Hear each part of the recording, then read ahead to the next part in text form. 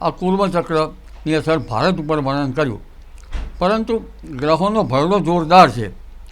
લગભગ આ ગ્રહોના ભરડા અંગે જોઈએ તો સૌ પ્રથમ તો ઉદ્દિત ગોળાર્ધ કે અસ્ત ગોળાર્ધમાં સૂર્ય અને રાહુ વચ્ચેનું ગતિવિધિ જોઈએ.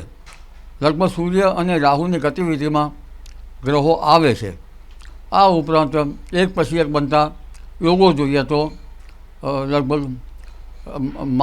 માર્ચ એપ્રિલ મહિના અને ત્યાર પછી ભારે સંહારક યોગો વિશ્વ માટે બની રહ્યા છે.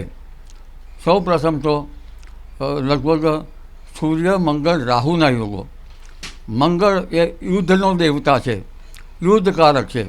રાહુ છે એ માયા છે, એ ગર્ભિત છે અને લગભગ માધાતવના મન ઉપર પ્રભાવ પાડી શકે તેમ છે.